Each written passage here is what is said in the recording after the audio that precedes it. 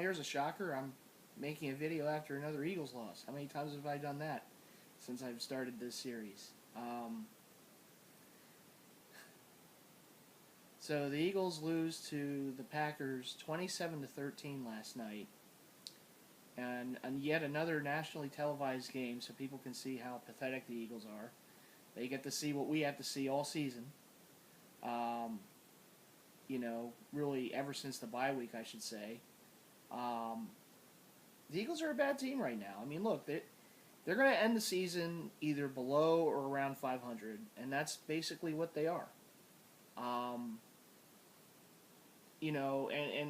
I can speak on them because I'm a fan of this team. I watch every game. And I've been a fan of this team since 1993. So today on Facebook, I saw a Dallas fan post, the Eagle fans are booing Carson Wentz. Okay, so Dallas fan who watches one Eagles game gets to talk about how Eagle fans have to behave. Okay? And then you had a Patriots fan chiming in on things. Okay? Let me tell you something. Who said, "Oh, I was right. Carson Wentz, he got overhyped and this and that before the season, and oh yeah, I was right. He's a bust." Basically along those lines. First of all, it's been 11 games. And I'm not gonna be a Carson Wentz apologist and make excuses. But if you really know football and understand the game, and I'm not saying that these people don't, but I'm getting so tired of these other fan bases coming in and telling us all about what Carson Wentz is going to be and how we should behave. I'm sick of it. And I'm sick of it because I watch this team every week. I'm an Eagles fan who lives in the Philadelphia area. And I'm not trying to call out people who are fans of teams that don't live there, because God knows there's plenty of Eagle fans who don't live here. And it would be like the pot calling the kettle black, to say all these fan bases who live all over the place and root for teams in other places, telling us how to act. But I'm saying this as someone who lives this. I live in this area. I listen to the sports talk radio. I'm amongst fellow Philly fans. And we're going through it with 4 teams. So you want to talk about boiling point and reaching a boiling point? Last night was that boiling point. That was a must-win game for the Eagles at home, where they haven't lost and played so well all season long and basically laid a great big egg last night. And you're going to tell us, oh, fans are booing. Oh, look at them. There they go again. Well, I'm sorry. What do you want us to do? We've put up with this for decades. We've put up with this for years. With this team letting us down time and time again. But you know what? We're still here. We don't run and disappear and hide. So back to the original point. Carson Wentz has played 11 games in the NFL. And like I said, I'm not an apologist. I'm not trying to make excuses for the guy. I happen to think he's going to be a very good quarterback in this league. Is he going to go and have a Hall of Fame career? I don't know. But I know as much of that as you people do, telling us that he's going to be a bust. Because you don't know that. And if you really are someone who believes that they understand the game, and whether you're a Dallas fan or a Patriots fan or a Packers fan or a Steelers fan or a Jaguars fan, a Browns fan, a Lions fan, if you're true to the sport, if you really understood anything about football, and you were to watch the Eagles play every week, not just when national television shows them in primetime games on Monday night, Thursday night, Sunday night, the late game, the game of the week on Fox or CBS, unless you watch this team play every week and watch Carson Wentz play every week, don't come to me and don't come to our fans and tell us that Carson Wentz is going to be a bust, that Carson Wentz was overhyped. Because if you see what he has to work with, every week, a makeshift offensive line, receivers who can't get open, who can't get separation, no running game. You tell me what quarterback is going to do well in this system, the way things have gone this season. I can give you Tom Brady, Aaron Rodgers, Russell Wilson, Dak Prescott. I can give you any quarterback and tell you that no quarterback is going to put up big numbers with these type of weapons, with this type of offense in front of him. And I'm not just saying that, again, to be an apologist for Carson Wentz. I'm saying that because I'm being real. I've watched this game for decades. I know what it takes to win in the NFL because I've seen other teams do it, and I see how they put their teams together. And I saw when the Eagles were great. Yeah, they didn't give us a Super Bowl, but when they were doing their thing with Andy Reid and going to NFC Championship games in the Super Bowl, why was that? Because they had weapons. Because they had a great offensive line in front of the quarterback. They were able to make plays that this team right now can't make. Carson Wentz has been in the NFL 11 games. And he has next to nothing to work with. And he's put up numbers with having next to nothing to work with. And oh, by the way, he has a coach that's stubborn as a mule and doesn't know how to adjust in-game. All they do is pass. You know what happens when all you do basically 75% of the time is pass the football? Guess what's going to happen? Two bad things, and we saw this the last 2 weeks now. Penalties and turnovers. When all you do is become one-dimensional and pass, when you don't have great receivers to pass the ball to, and you don't have a great offensive line in front of you to pass protect, what's going to happen? Penalties, holding penalties, right? And turnovers, interceptions. And I've seen this team enough this season to know that this offensive line, though they might not be great, they are pretty good at run blocking. But you wouldn't know it because Peterson doesn't want to run the ball. The one time that they ran the ball this season, more time for complete balance, was the Atlanta game a couple weeks ago, and they won that game. Why did they win that game? Because they kept a talented offense in Atlanta on the sidelines. Because they controlled the clock. Time of possession. When you're going up against a great offense and great offensive weapons, you want to keep them on the sidelines. You don't want them to just come right back on the field. And they do that the last 2 weeks because all they're doing is passing the ball. They're not even trying to run. And what happens when you're going up against an opposing defense, and it doesn't matter if it was a great defense like Seattle or a mediocre defense like Green Bay. If you're one-dimensional, any defense is going to say, oh, this team's easy to beat. We don't even have to worry about trying to stop the run. I mean, you have a rookie quarterback out there, and you're asking him to do everything. And you can throw Dak Prescott at me all you want. Because the difference between Dak Prescott and Carson Wentz, and I don't want to say this as a cop-out or an excuse or that I'm jealous or anything, is you look at the offensive line in Dallas and you look at Zeke Elliott, and that's the difference right there. Dallas, even though they have Des Bryant and Jason Witten and weapons at the receiving position, they run the ball. That's an old-school offense out there, people. The Pittsburgh Steelers won 6 Super Bowl titles basically playing that way Dallas is playing right now. The Seattle Seahawks won a Super Bowl a couple years ago basically by playing the way Dallas is right now. Maybe not so much defensively Dallas like that Seattle team or even those Steelers teams, but offensively very similar. Run the ball. Smash mouth. Old school. That's why that team's 10-1. And looks like they could be on their way to the Super Bowl, as much as I hate that.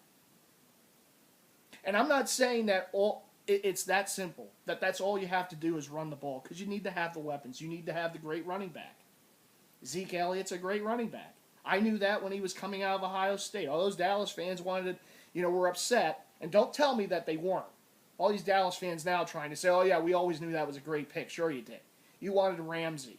You wanted Carson Wentz. You wanted another player other than Zeke Elliott, and then you got him, And it's like, okay, now let's see what we got. And now they're all happy. But the majority of that fan base was not happy with that pick. Of course, some of those fans also wanted Johnny Manziel a few years ago, which I kind of wish they did get it. Can you imagine them now with him instead of Prescott? I think they wouldn't be 10-1 right now.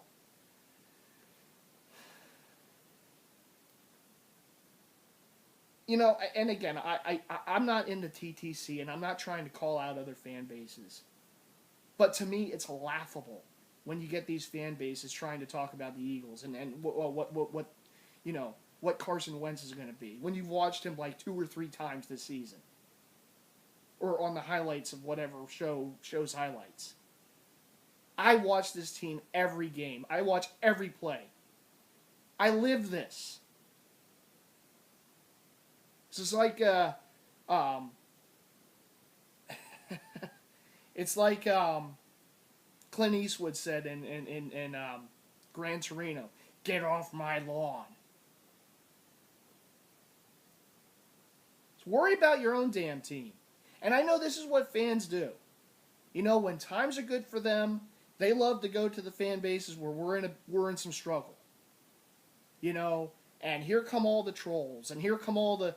That's why I'm not in the TTC. I couldn't deal with it. I couldn't, you know, live my life, you know, replying to all comments and going on all the boards and doing all this and that.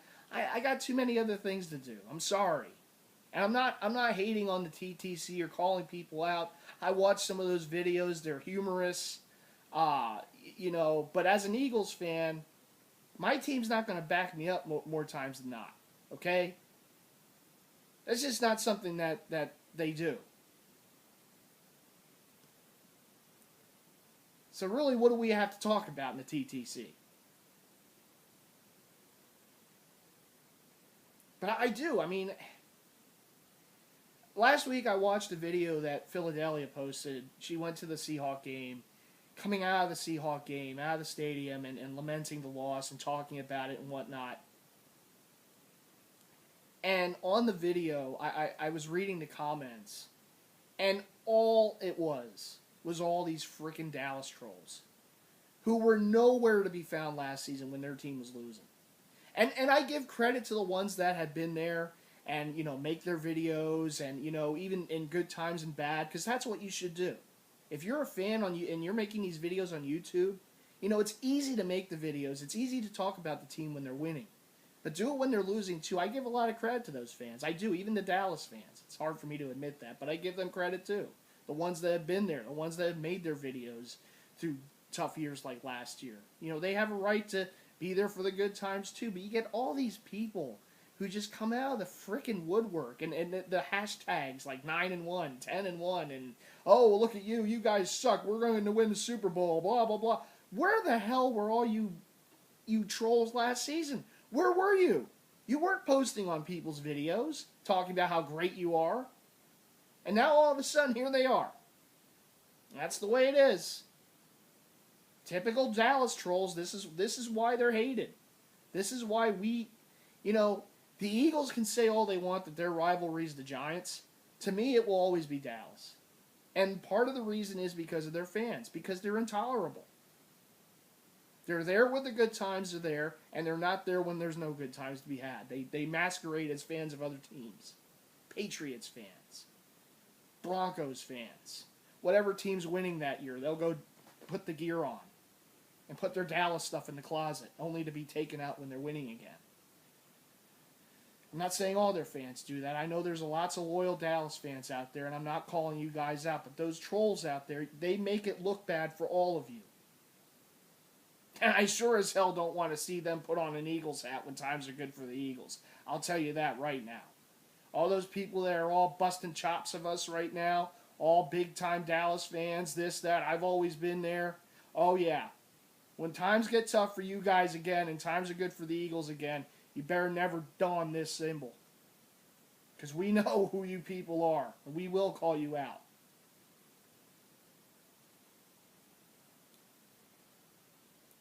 Part of being a fan, and fan is short for fanatic, let's not forget that. Part of being a fan is being there when they're winning and when they're losing. You can't just be there for the good times.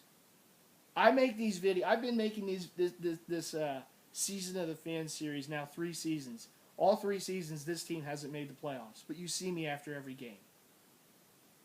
I'm a real fan. I care about this team. My dying wish is to watch this team win a Super Bowl before my time passes. Is that going to happen? I have no idea.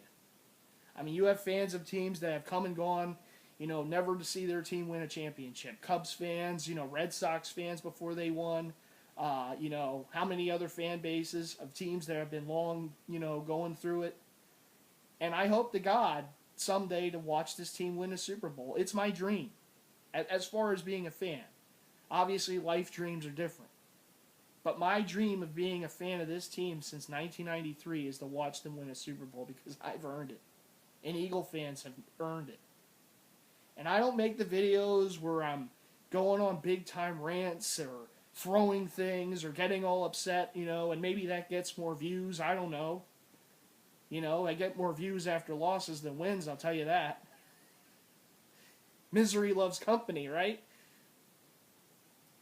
But I'm a fan of this team. I love this team. I'm never going to abandon the Eagles or the... I've said this, I don't want to sound like a broken record, but we're in a situation right now in this city where all 4 teams are in rebuild. And it's tough.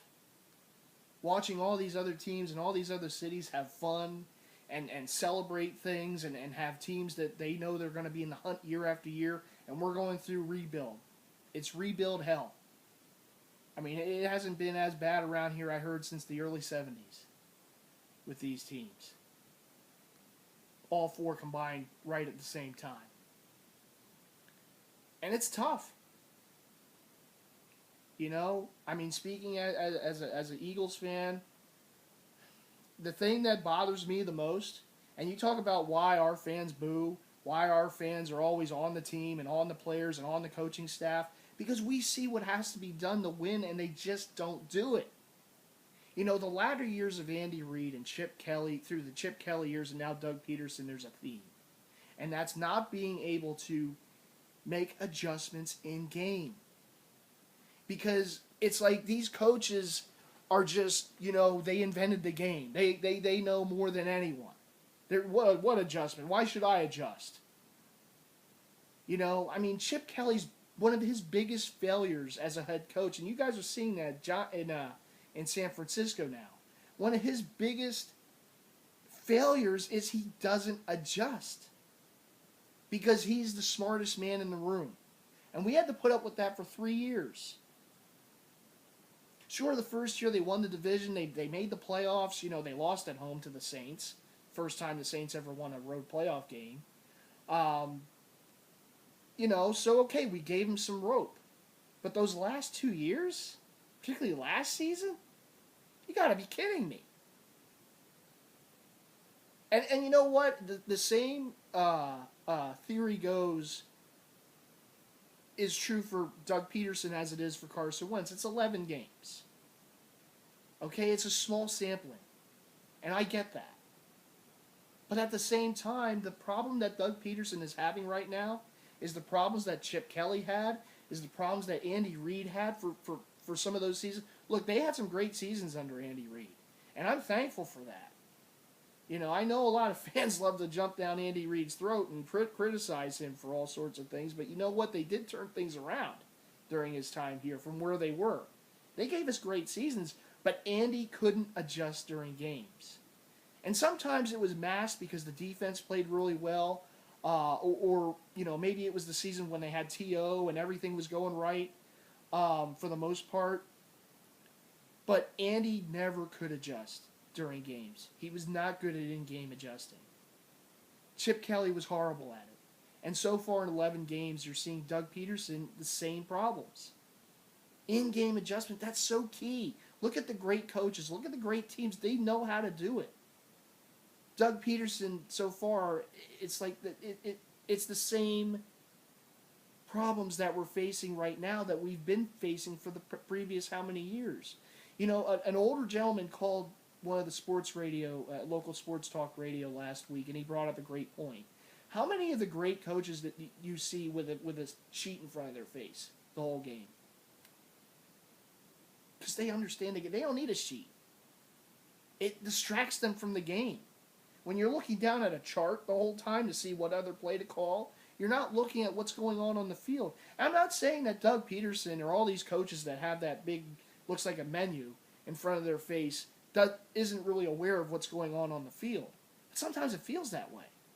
It's like you're trying to plan your next 2-3 plays instead of looking on the field and seeing what's going on with your team and the mistakes that are being made. Simple mistakes. Illegal procedure? It's an avoidable mistake. The problem that this team is having also, there is just so much undisciplined play on both sides of the ball. How many penalties is this team going to be called on week after week? And nothing changes. It's the same thing. The next week against Cincinnati, they'll be flagged another how many times? Undisciplined. And I know the referees are horrible. Look, they're horrible in every game. That Denver-Kansas City game the other night, I mean, you got to be kidding. That was the same crew that did that Eagles-Lions game earlier in the year. My God. And I'm not saying it's just what's going on with the Eagles or they have a thing against the Eagles, because it's happening in every game. This season, I think, more than anything else, the officiating has been atrocious. Atrocious. Should be ashamed. It's not football anymore. But the Eagles they have kicked themselves every week with penalties. After big plays, 2 straight weeks now after a big play, there's been a penalty on the offense. Possibly a game-changing type of play gets called back because of some stupid penalty. And I'm not, look, I don't blame the officials for games. Okay? Because the players they have to execute. A call gets made, you know what? What do the great teams do when a call is made on them? They come back the very next play, they make a big play. You have to overcome it sometimes. Sometimes you do have to overcome the officials to win games. And it's like this team, though, and they wonder why we boo. It's maddening. It's maddening to watch this team. Not just for this season, but for the past how many seasons we've had to go through this.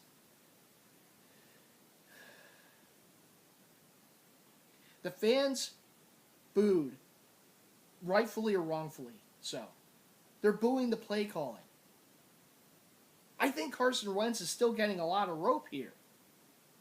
I don't think the fans turned on him last night. I think they're turning on Doug Peterson and the play calling, the lack of a running game, and I understand Ryan Matthews was out last night, who's their best running back, fourth quarter fumbles and all. He's their best running back. And I understand he's not in there, but why are you not using Wendell Smallwood more? Why are you not even trying to have a running game? Any kind of a semblance of a running game. Pass, pass, pass, pass, pass, pass, pass. To start the game, every time when they start on offense, pass, pass, pass, pass, pass, pass, pass. And I know last night, Green Bay, biggest weakness on their defense is their secondary, and a lot of teams are going to be passing on them. They gave up 30-plus points the last 4 weeks. And Seth Joyner made a great point last night in the post-game show on Comcast Sportsnet afterwards. Yes, I watched that too, because, I'm a fan. That's what I do. So he made the point that when there's a blueprint to beat a team, and for the past 4 weeks, teams have basically executed that blueprint because it is a copycat league, right? You see a way to beat a team, then you try to do that the following week. You try to emulate that as best you can. When you see there's a way to beat the great Aaron Rodgers and the Packers, you keep taking from what those other teams did and you do it in your own way. And Seth made the point that for the past 4 weeks, other teams have had this blueprint to beat the Packers, and they basically did it. They all followed the same blueprint. And the Eagles' brain trust, coaching staffs, look at that and say, you know what, we're just going to do our own thing. We don't need that. That's not us. Arrogance leads you to failure. Your way isn't always going to win. You have to take from other teams at times.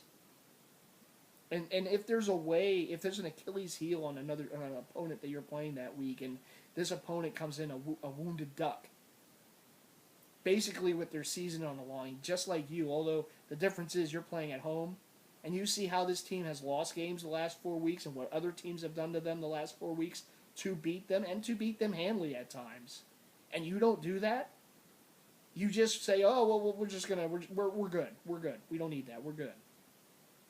27-13 happens. The Packers defense has given up 30-plus points a game the last 4 weeks. Gives up 13 in your building. Because you just choose to, we're just going to do it our way. We're good. No, you're not good. This offense isn't good enough. And I think last night was basically the final straw.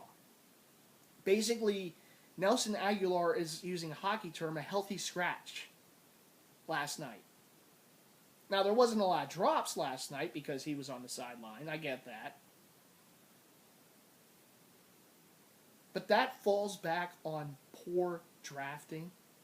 You know, you have to hit on in the draft. Not just in the first round.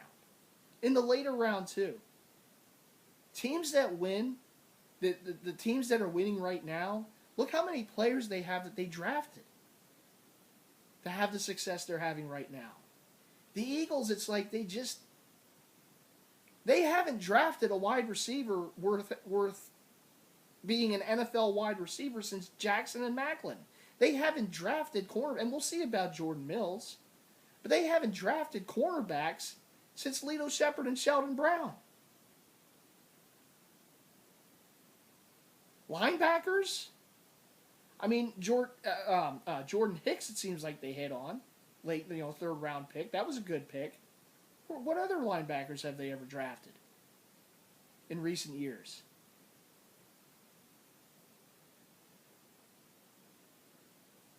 And I agree with the sentiment of a lot of Eagle fans out there. Fletcher Cox, where have you been? You get paid all this money, and I don't think he's one of those guys that, I'm just going to get paid, so now I'm gonna slouch off. I don't think he's that kind of guy. But where the hell has he been?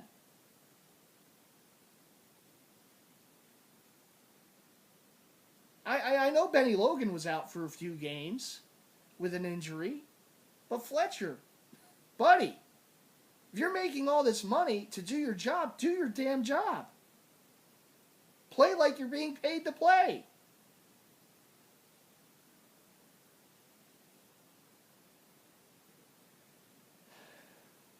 They say, why do we boo? Oh, yeah. Why? I think I basically rattled off a lot of reasons why this fan base boos. It's disappointing. I didn't know really what the season was going to be going into the year. I mean, after the 3-0 start, yeah, you get excited. You think maybe the team's better than they should be. But, of course, after that 3-0 start, they've gone, 2-6? And maybe that's what this team is. Look, I said it last week. This team just isn't ready. They got off to a fast start. Maybe they got all of our hopes high. And, now it's the disappointment. Now you see it for who they really are.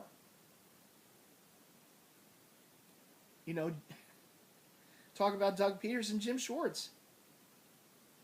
I mean, I don't get it. He's supposed to be a good defensive coordinator. He doesn't adjust. They all fall under this trap. I don't know. Is there something in the area? Is there something in the air around here? You can't adjust to anything? When you see a team is beating you a certain way in the first half and you come out the second half and play basically the same defense? So Aaron Rodgers can pick you apart again? All you need to know about how poorly the Eagles did last night on defense is this stat. The Packers were 10 out of 14 on third down conversions. Over 70%. 10 out of 14 on the road.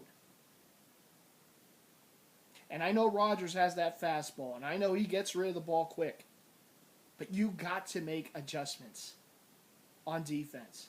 Well, that was one of the things that Jim Johnson, and look, he's a Hall of Fame caliber defensive coordinator. He just is. But that's one of the things that made him so great. He adjusted during games. Even though they had great players on that defense, Hall of Fame caliber players like a Brian Dawkins, he was able to adjust. Even with those players, if something wasn't going right, he adjusted it. And they corrected the problems that were made. That's what made that defense so great. Yeah, they had playmakers, but they had a tremendous defensive coordinator who knew how to adjust in game. That's a nice concept, isn't it? We haven't really had that since. And it's frustrating. I mean, you watch games like last night, and that's just a typical Eagles game. That's a typical Eagles game that the nation got to watch. Everything on the line. You're at home. The home fans who were there, and they were great last night again, making noise, doing what they could to help this team get a win.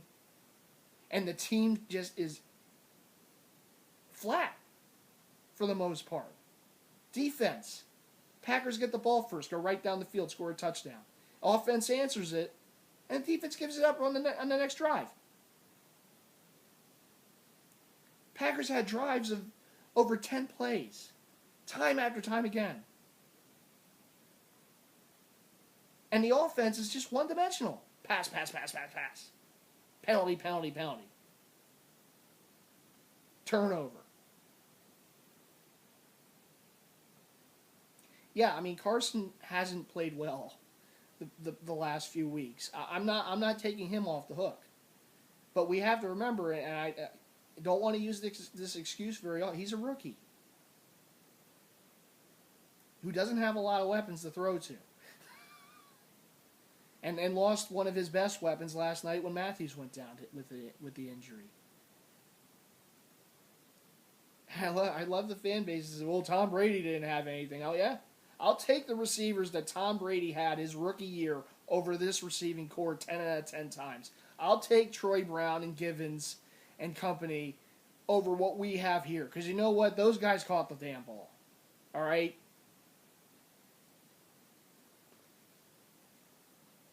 And I know there's drops. There's drops on every team. I get that.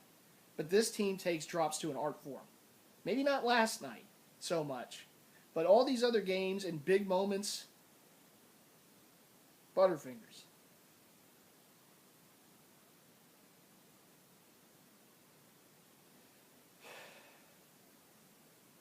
I wanted to be more calm in this video.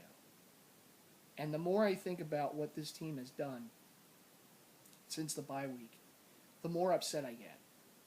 And I've been watching this team for so long, and I've seen so many losses like last night.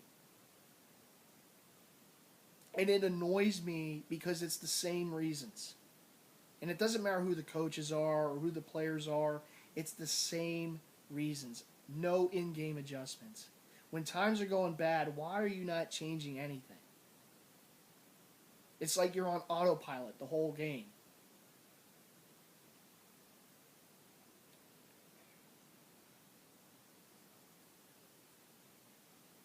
And we got other fan bases telling us how we should behave. And other fan bases telling us about, well, we always knew about Carson Wentz. We always knew he's going to be a... Yeah, sure. Yeah. Like I said, they know that Carson Wentz is going to be a bust as much as I know that he's going to be a success. We don't know. It's 11 games. If there's other fan bases to come in here and tell us about this and that, oh, we knew, the media, they overhyped him, You don't know crap. Because you don't know what this team is lacking. That we, as Eagle fans, know is lacking. Weapons, playmakers, better offensive line play, better coaching. That helps too.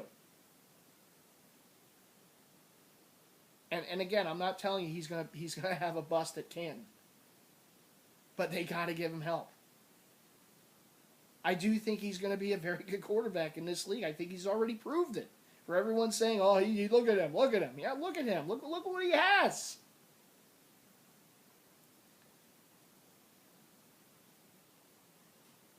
all I'm saying is I hope that what needs to be corrected can be corrected soon. And it's going to take more than one off season to do that. I get it. This is a process. It's going to take how many, seasons and how many years to correct this, but it have to start somewhere. And I think in a way they started last off season, and they just have to keep going from there. That's all that can be done, and that's all I can really say. I've rambled on long enough about this, but another tough one. They're now 5-6. They got at Cincinnati this Sunday. Like I said, look, they're going to be about a 500 team this season, maybe below 500, and we don't even have a first round pick of our own. It would be Minnesota's. So, but that's the price to pay to move up to get your franchise quarterback, and I get that, and I still believe Carson can be, that franchise quarterback. It's just it's going to take time. It's going to take time, and it's just going to take better play all around, not just on him, all around. And is it something that gets corrected in one off season? Like I said, probably not. Maybe they get a receiver, but the other receivers got to step up. Guess what? They're going to be here. Nelson Aguilar, unless he gets traded, he's going to be here. It'll be a huge cap hit if they just cut him. So the struggles we see with Nelson, he's still going to be here next season, more than likely, unless they somehow find someone to trade him to, which I can't imagine any team would want to do that, but you never know. Maybe throw in a few other players or picks or something like that. But even then, I wouldn't give up any picks, because you need to rebuild this thing, to continue to rebuild this thing, I should say, in the draft as well. You got to hit on those draft picks. You cannot fail in that. In another draft, another 2 drafts, you got to hit. You got to start drafting offensive linemen that are going to be a part of this team's future. You got to get receivers. You got to get cornerbacks. Linebacker. I mean, there's a lot of needs on this team. We focus on the wideouts and the corners, but there are other needs on this team. Offensive line, outside linebacker. Be nice to get a young safety. I don't know. But they better damn well start hitting. And that's really all I want to say. I know I've rambled on almost 38 minutes. I'm sorry, I had a lot to say. Just frustration, pain. But it's the day after another tough loss. It is what it is. I mean, looks like 3 straight years we won't be in the playoffs. What can you do? It's not the fans' fault, not us. We're doing our job. We're there rooting for them every week. It's just the team. They have to start doing theirs. Well, anyhow, that's really all I have to say about this. I know finally, right? Rambled on long. It's probably one of my longest videos I've ever done. I just had a lot to go off my chest, and I hope people can understand that. As always, though, go Birds. And yeah, I'll be watching them again next. I watch every game, win or lose. I'm there. This fan base, for the most part, is there. We've been through so much. And hopefully at some point things can turn around for us. So, we'll see what happens. But as always, thanks for watching. And I'll see you guys in the next week after the game against Cincinnati. Take care.